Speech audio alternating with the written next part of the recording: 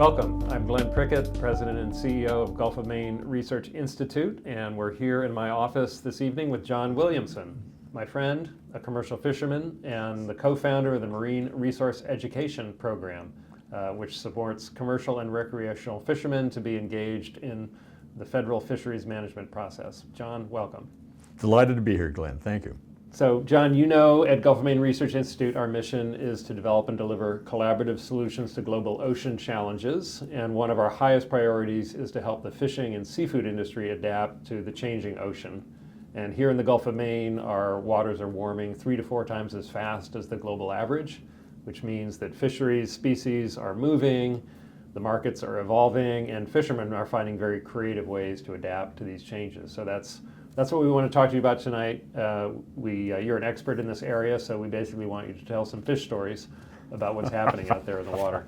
Well, I ought to break in right now and say, yes, please. Glenn, you know, the Gulf of Maine Research Institute has been a major force in creating collaborative science with the fishing industry for years, and I'm delighted to be able to be here tonight and talk to you about it. Excellent.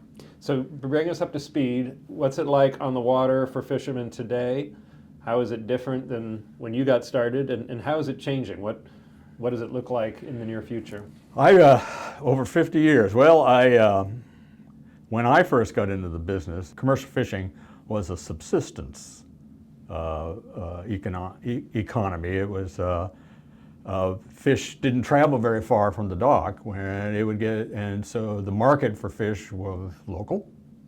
And gradually over time it became regional, and then just as we were entering an era where overfishing was starting to create problems for the harvesters, it was at that point that the value of fish went skyrocketing as people discovered that they could ship fish on ice on airplanes to Asia and to Europe, and all of a sudden the market for fish caught in the Gulf of Maine went from being a local market to being an international market, and that is what dominates the economics of fisheries today.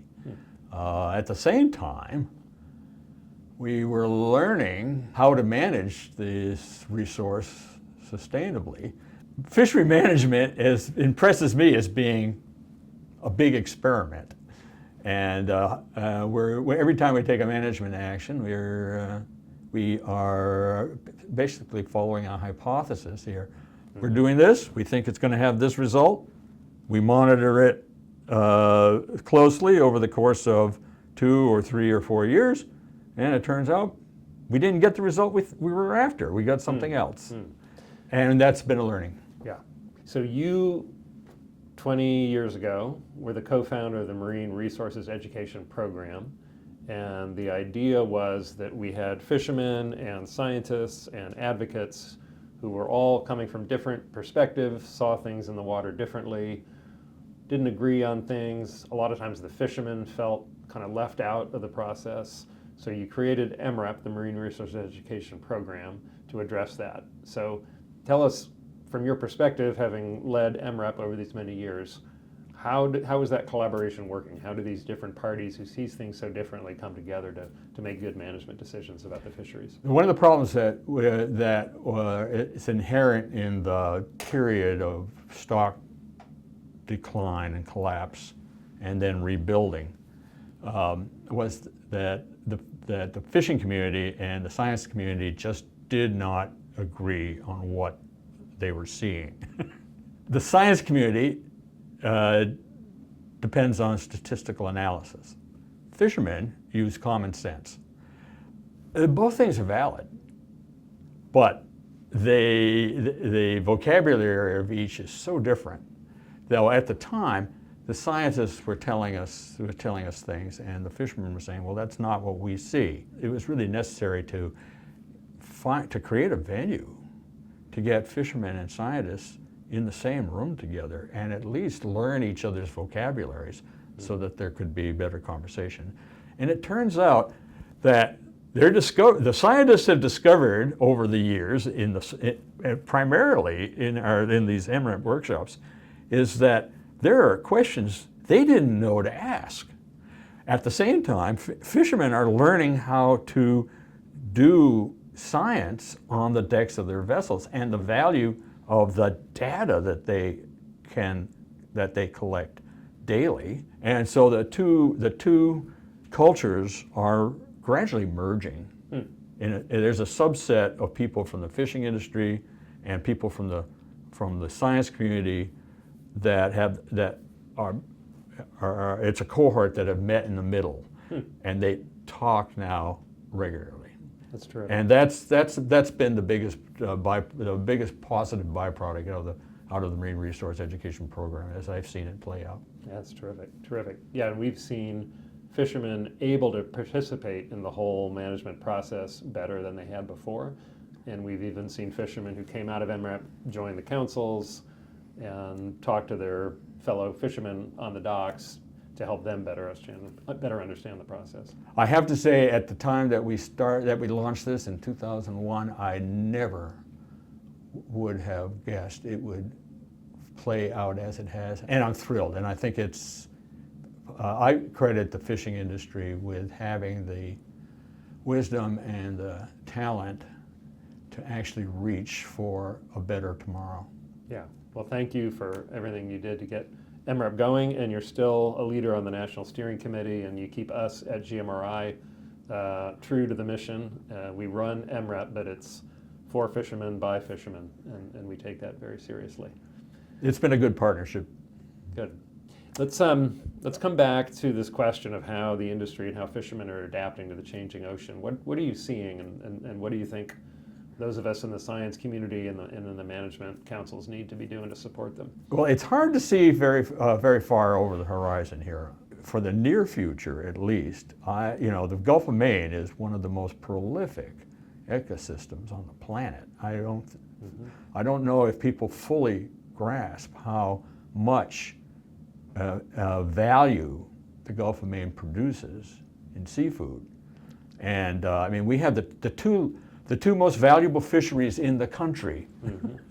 is the Atlantic lobster, which 85% of that comes from Maine fishermen, and the Atlantic sea scallops, primarily on Georges Bank.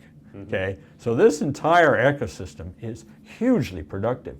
What's going to change is going to be the composition of the species that we're going to see predominate over the long run. I suspect we'll see lobsters, the lobster fishery will gradually shift out of coastal waters and into the deeper, colder basins.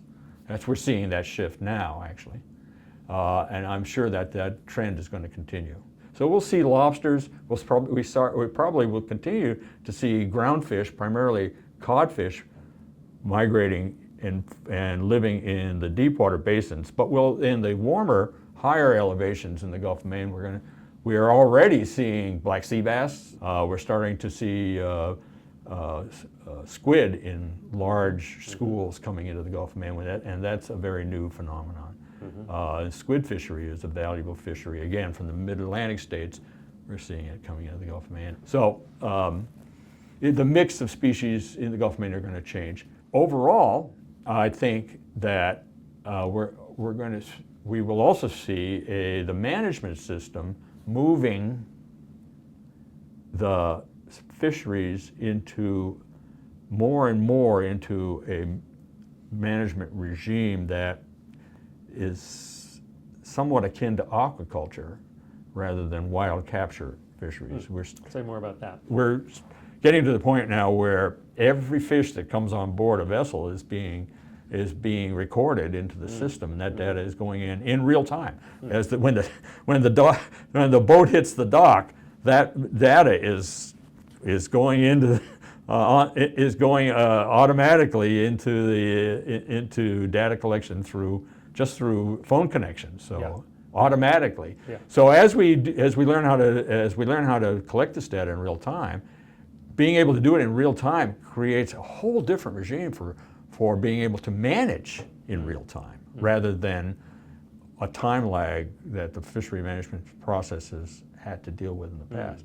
I don't want to get too far into this because it's the politics of this are going to be difficult.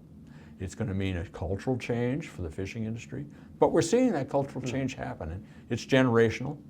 The younger people in the business are more comfortable with data collection, less worried about sharing their information. The old timers are very uncomfortable with data, and it's been with data collection, and it's been, part of management in recent years has been to try to facilitate that change in culture for the people, for the older people working on the water. Why should I tell people where I catch my fish? Well, there's a benefit to be had from that. So it sounds like it's going to become much more dynamic between the changes in the ecology and the species composition, the changes in the information technology and the data collection. We're going to need a management system that's much more dynamic in real time. Thanks for summing it up that way. So with that as the challenge, and that is a challenge for how these fisheries are managed, and that's something GMRI will be working on, and we'll need your help. If you could do one thing, like wave a magic wand and change one thing to make that work, what would it be? What we're doing now. And what is that? And that's the MREP program. And why? Why is that the one thing? The MREP program is where all these cutting edge issues surface first, and fishermen are running it. They know and people, the people in the fishing industry know these changes are happening. They're experiencing it on a daily basis. So the people who are on our regional steering committees, whether it's the regional steering committee for the New England MREP program or the regional steering committee for the West Coast MREP program, the people who are developing the curriculum and adapting the curriculum, after every time we put on an MREP training, we're getting the feedback from the people who took it. And we're getting the feedback from the people from the fishermen who are the trained moderators who moderate it, okay? And so that becomes an ongoing conversation. Well, what do people need to know next? What do we need to do next year when we put on a training in this region next year? What are the subjects that we have to cover? What are the things that are most important? And that's surfacing organically from our so conversation. That'll generate some of the ideas and the knowledge that we need to make the system work better. Right. And finally, it's the conversation that's being had with the science community too. Great. So I'm going to close. We want to always end on a note of hope. So I want to ask you, John, after 50 years in the business and 20 years with MREP, what gives you hope? The talent and the wisdom of this community. I'm very proud to say that I work in commercial fisheries, that I'm a commercial fisherman. I'm very proud to say that I work with the National Marine Fisheries Service, NOAA Fisheries, because they do such a fabulous and valuable work. So the talent pool that you at Gulf of Maine Research Institute are working with, these people, they've got a lot going for them, and I have full faith that we're going to see a great future for commercial fishing in the Gulf of Maine. John, thank you for your insight and your wisdom and being here with us this evening. We're going to go downstairs and speak to a group of people here in our lab for a live talk. We would love to have you join us for one of our future Sea State events. And if you'd like to do that, you can go to our website, gmri.org/events, and learn about opportunities to be here with us in person. Thank you for joining us online. John, thank you for joining us here in my office. And we will see you all very soon. Delighted to be here. Thanks.